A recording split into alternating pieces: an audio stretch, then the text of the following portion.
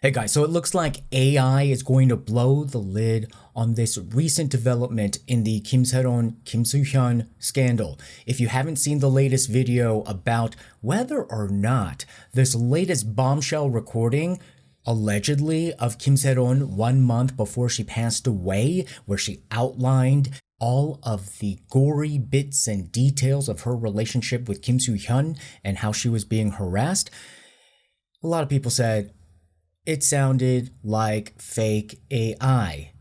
And days after not everybody, but like a lot of people in Korea and around the world exploded with doubts over the veracity of this alleged voice recording because it sounded like AI. However, Mr. Karosero Man and also the person who recorded it, the owner of the recording, because it looks like he was trying to sell it, the New Jersey man, called in to Mr. Karosero's show and said, you know what?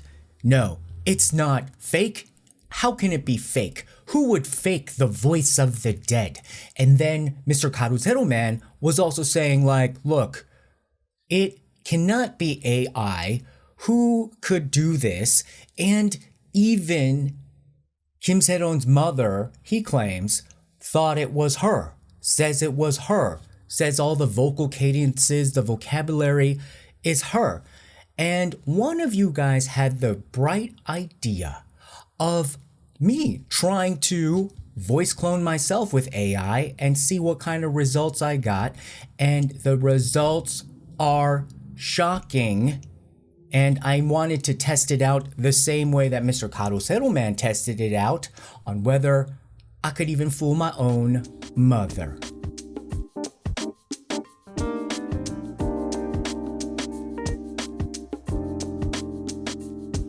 So yes, even though I thought this was an amazing idea, at first I was like, wait a minute, really? Those AI servers, they can process this amount of Sass? Because I'm going to be having some of those terabytes hanging by a thread. And what kind of program would you ever use for this? And then I realized I had subscribed on this experimental basis for this AI generator that also has a voice cloning function. So what you do is that you upload a voice sample of you, and it can be, in this program that I have, 10 megabytes maximum. And I was like, yeah, that ain't enough for my Sass, but 10 megabytes. And so I wanted to take it from one of the recent videos. So what I did was I took a 5-minute voice sample, audio sample from the Hungry New Jeans Mama video. And if you're wondering exactly when, it's like 1 minute and 35 seconds to 6 minutes and 30 seconds, that snapshot. And I wanted then to test the AI capabilities by not having them replicate anything from the sample, because I was just like, I don't know if they were going to, if there's still some chips left in the bag, I don't want them to, bringing out the same ones. So I wanted them to regenerate some of the parts from the most recent video. And the results, the first one that I did off the bat, it was the most shocking. It was the most amazingly close. This one was from the video Dark Side of AI, Fake Kim Sae-ron Voice Used to Destroy Kim Soo-hyun. This was from the 6:33 to 6:39 segment. And I want to play you side by side the original and then also the AI. And so many people in Korea just immediately blurted it out. They're like, this sounds fake. And when I listened to it, it sounded fake. So many people in Korea just immediately blurted it out. They're like, this sounds fake. And when I listened to it, it sounded fake. See, that was shockingly close. That sounds like me, don't you think? And I played it for my mama. She said, yeah, that's you. So, hey, Mr. Karosero Man, tit for tat, it is not statistically significant or scientifically whatever, like when you design an experiment, but it is the same. It's the mama test. And it may even be more scientific because, who else than your mama is going to be really able to tell if that's your voice or not. Now, that was the closest one out of all of the samples, but a lot of the others were extremely close. And the reason I think at the end of the sentence, it felt a little bit more flat than I would actually say it. They're like, this sounds fake. So it was a little bit too flat, and that to me immediately felt like that sounds a little bit fake as well. But it does a good job nonetheless. Now, I really wanted to see what would happen if it would use the voice cloning to recite things that I have never said. And I thought, let's test it with just passages of a book. If I was reading literature or narrating literature, what would that sound like? And actually, I think it had this place is where it struggled the most because there's a lot more subtext, and that means a lot of different psychological decisions on the meaning of words that actually do get imbued in the way that you do say it. And it was close, but you can tell that it was a little bit off.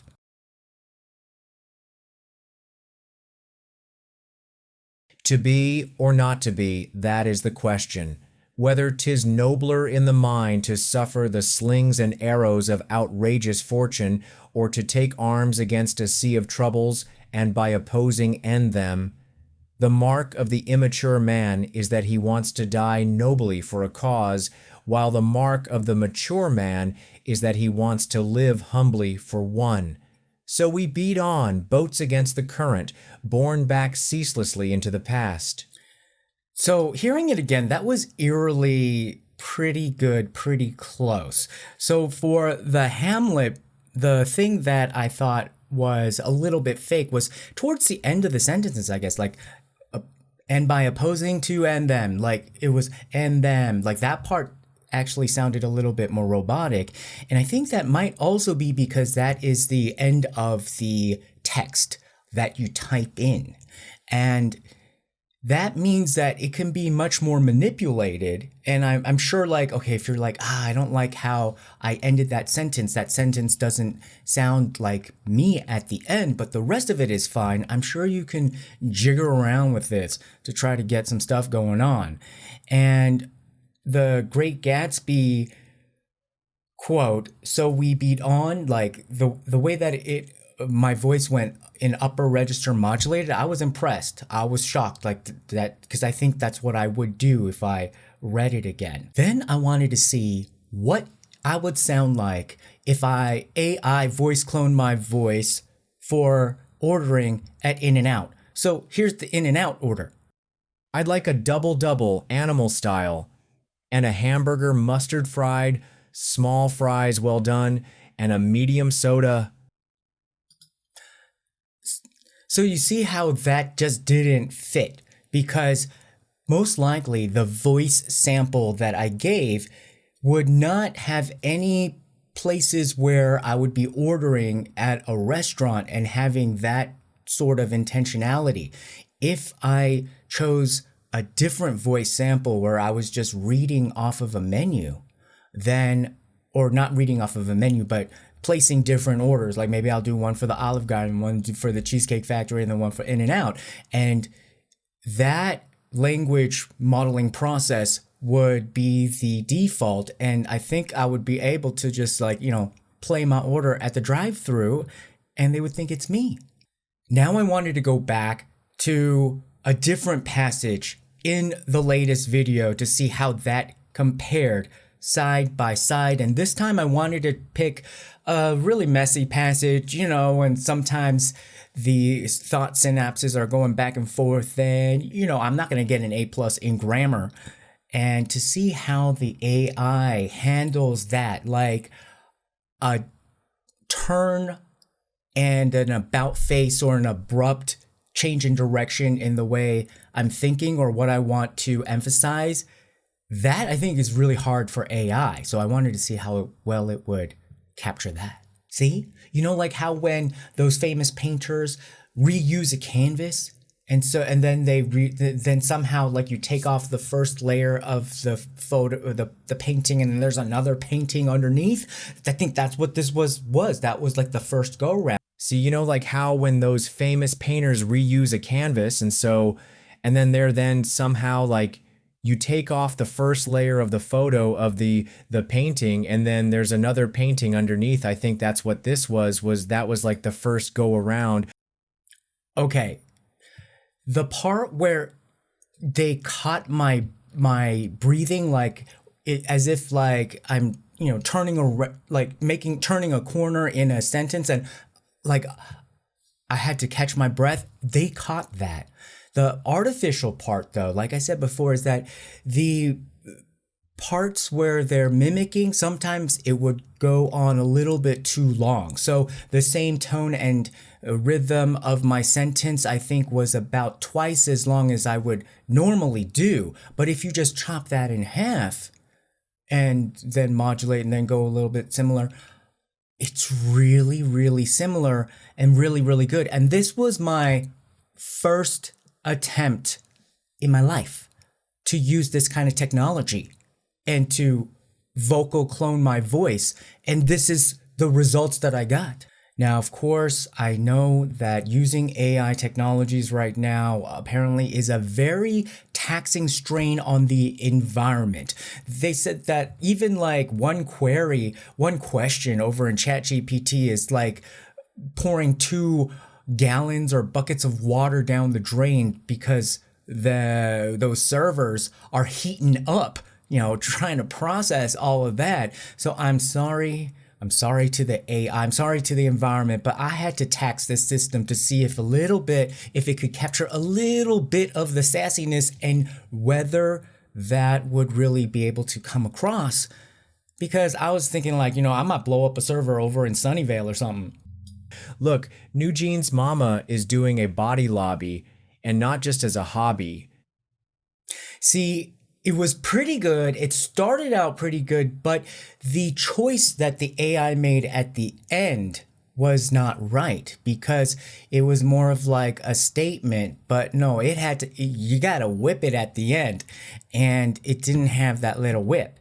But I'm sure I could feed it more voice samples where I'm mainly whipping it and then use that voice sample to be the informed default for those type of sentences. So what I'm saying is that if you are really good at this and you devote a lot of time, you will create different voices, even though it's your same voice, but one would be maybe reading the facts. Another one is making jokes. Another one maybe is being like happy, sad. Like you can create all of these different samples. And when you need a particular sentence to have that color that you don't think that is basically like at this point, the AI can't do the entire thing at once, it is completely feasible that you can really make it sound like somebody. And this was literally my first go around with no expertise and only one data set, like 1 5-minute segment from a previous video informing the AI on how to sound like me. And these were the results. So at this point, it does look like the truth is in the favor of Kim Soo-hyun's team, Lee Jin-ho's team. And the sad part of this is that I still don't think that this potential AI fraud, if this is an AI fraud, horrible, they should be condemned.